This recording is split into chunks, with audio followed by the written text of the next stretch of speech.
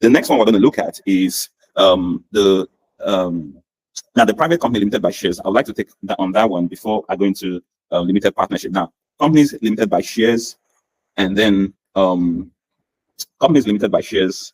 Now, in company limited by shares, you have private company limited by shares and you have public company limited by shares. Okay, so it's into two: private company and public company limited by shares. For a private company limited by shares, you're talking about maybe now. What does that mean? Shares when it comes in this company limited liability company. This means that first of all, that the company is different from the people. That means it has a legal personality. The business has a legal personality. However, the people are different entities from the business. That means the business is an entity on its own. That means it can sue in its name or it can be sued in its name. And then also, the liability of the business is subject to what the business has. In other words, the shareholders, which are the members, the owners of the business, has no they can't if the business is liable, or maybe there's a kind of debt or whatever damage the business suffers, the people has limited liability. In other words, their debt, their financing, their resource, their monies cannot be used to offset that.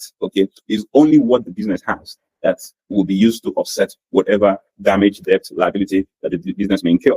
Now, another thing also to note in this business, in limited company limited by shares, is that it's in two folds. You have the private company limited by shares and you have the public company limited by shares. Now, what does this mean? The difference between the two is that in a private company limited by shares, the shares of the company is actually rather private to some individuals. The shareholder membership is not allowed by CAMA. That means the Company and Allied Matters Act, to exceed 50. So you can have many shareholders, but you should not exceed 50. Now, of course, this structure of business anyone could structure this business. Now, is a full-fledged company structure that you can incorporate for your business, and it's no matter the longevity of time you will be in that business, even beyond you, it can still it stays afloat, it stays alive until maybe your children, your grandchildren, or anybody that may succeed you in the business. That means the succession too, is an integral part of this business. There is a part where the shareholders and then the structures involved in the business are actually construed, in what we call the memorandum and article of association.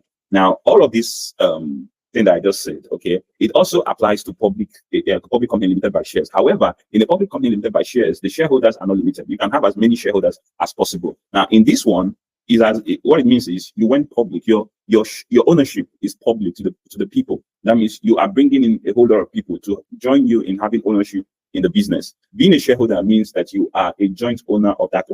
That is what it actually means. That is what it actually means. You are actually a joint owner of the company. And then another thing also to note is that in a private company limited by shares, of course, there's something called dividend, where the shareholders share dividends, and then even in a public company limited by shares, the same thing happens. So they have the same similarities, but the difference is one is private, limited to 50 shareholders, and the other is limited to, it's not limited at all, and you can have as many shareholders as possible.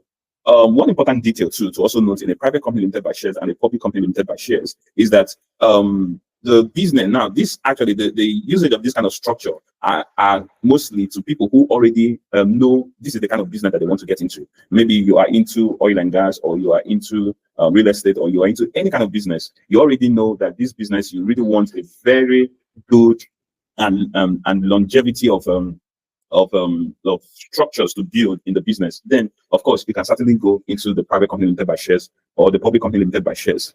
Now, another thing also are those two. Maybe even if you just have an idea of a certain kind of business to do, and you're thinking, okay, let me get started. Of course, you can start with a private company limited by shares. It doesn't mean that you may have to start with business name, but you can start with a private company limited by shares. Under the Company and Allied Matters Act, one shareholder is enough to incorporate a private company limited by shares. But in a public company limited by shares, at least two shareholders. You must have at least two shareholders to go public, to incorporate a public company limited by shares. Now, of course, it helps also, this kind of business structure also helps you to also attract investments, grants, and some of that kind of funding that your business may need. And also, the business also comes with a certain kind of constitution the business would follow, the memorandum and article of association. So all of these details, I hope you really understand now the private company limited by shares and public limited company by shares. Then